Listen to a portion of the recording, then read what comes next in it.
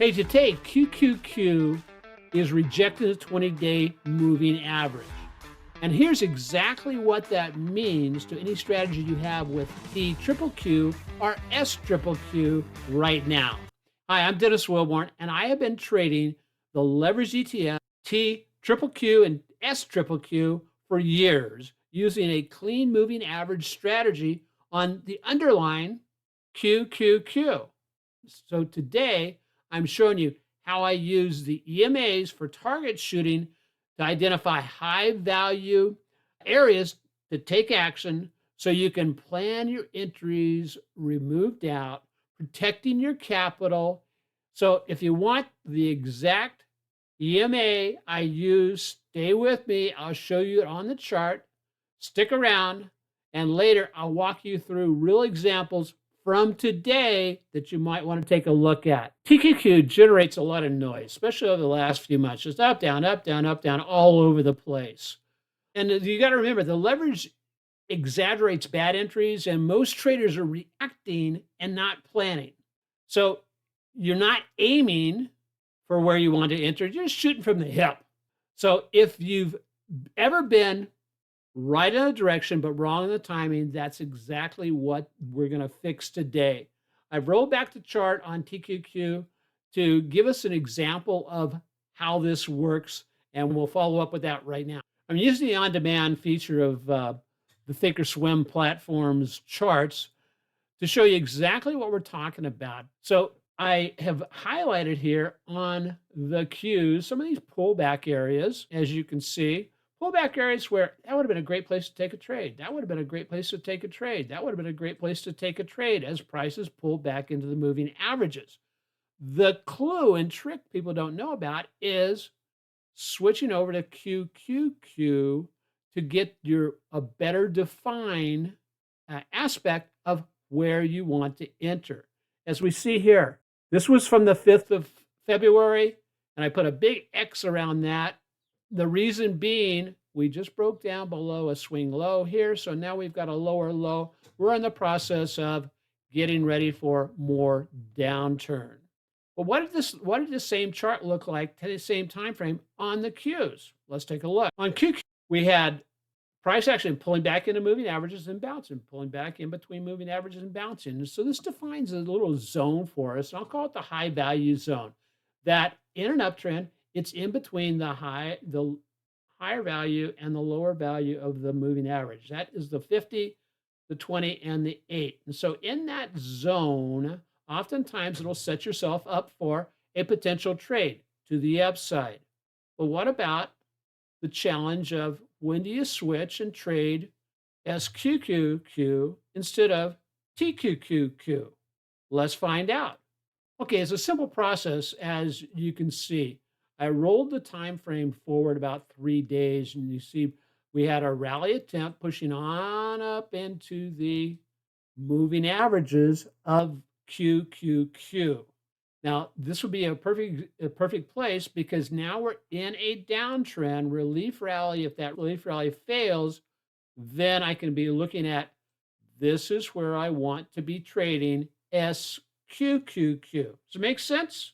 So the very next day, and this happens to be the 11th of February, price actions again were held short of, in this case, the 50-day and the 20-day moving average, giving us another indication that this could basically be where prices are going to stop.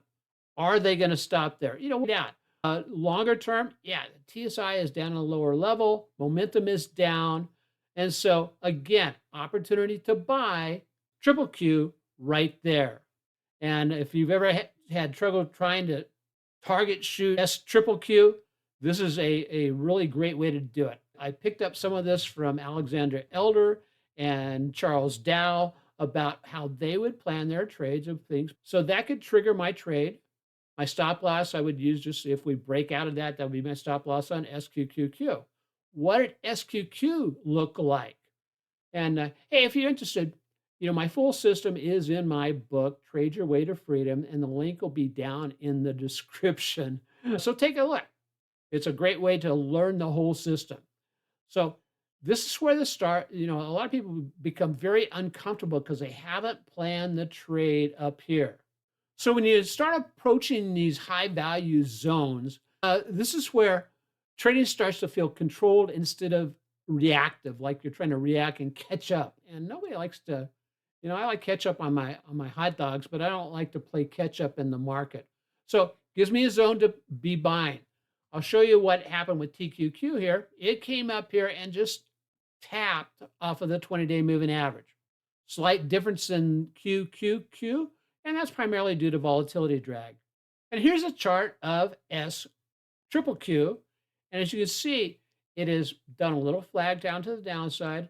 So one could pick it up right there off the moving averages, and the price would, let's say you got in there about 69, 69.16 or something like that.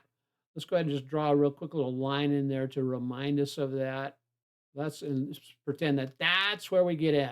The very next day on TQQQ, it fails to the downside. Right now, you're feeling pretty smart, going, I did this right.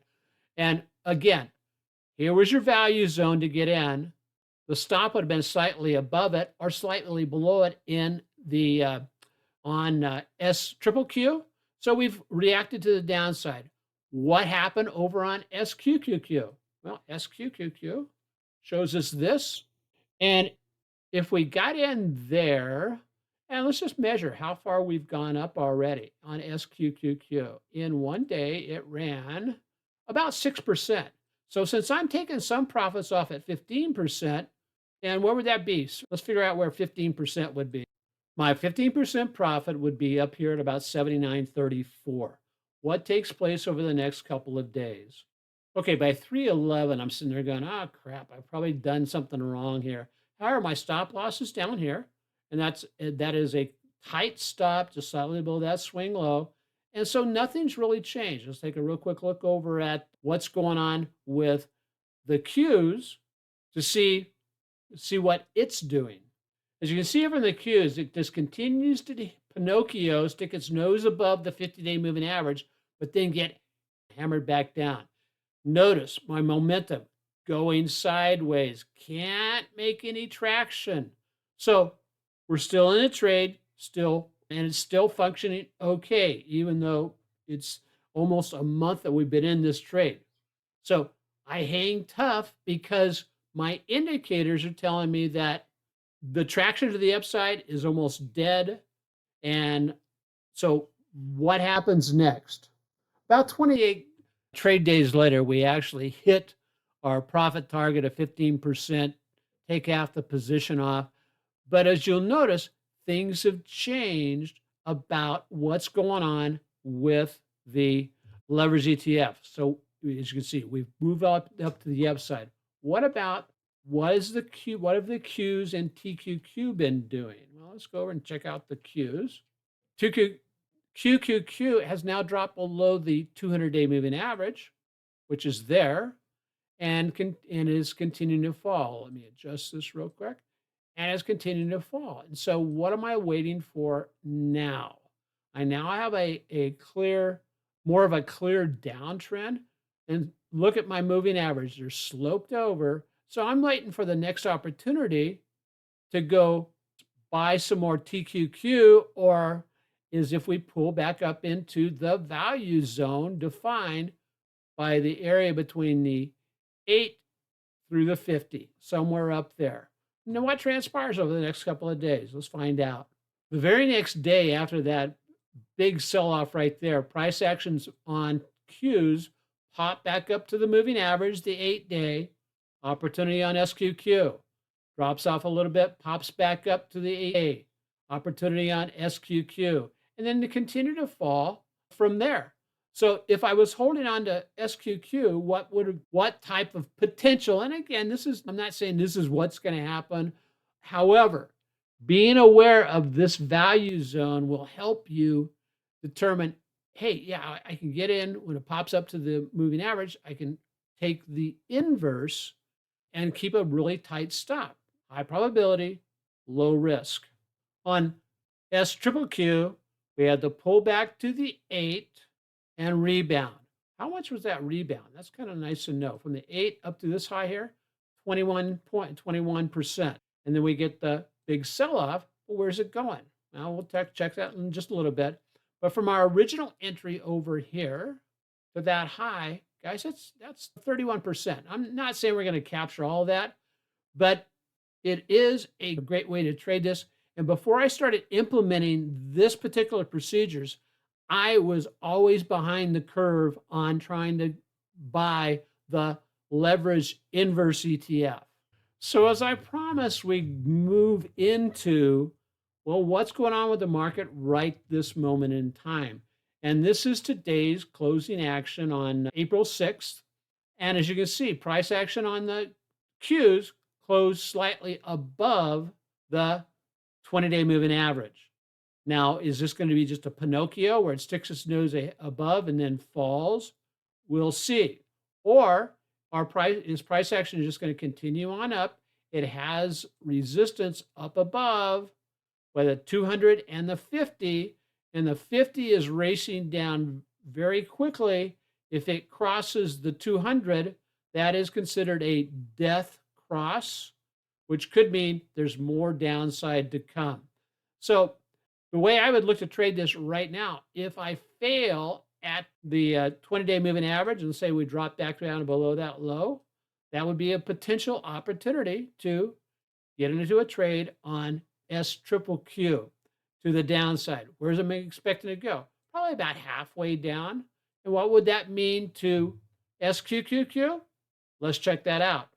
If SQQ does reverse here and we pick it up at about, let's say, the open today, and it ran halfway, that's about 10%. And so that would be a nice little move. If it extends from that with further downside, we're 16%. And who knows, we could run further than that. We don't know that. But that would be halfway, would be a good projection for potential profit taking. And let me add to that, if SQQQ reaches down here to its 50, that also might be a place where, that would be a place where we could potentially get into a new trade, but I'd bounce it off what's going on with QQQ. Okay, guys, this process of trading off of the value zone will help you stop second guessing entries, not just for TQQQ, but also for SQQQ.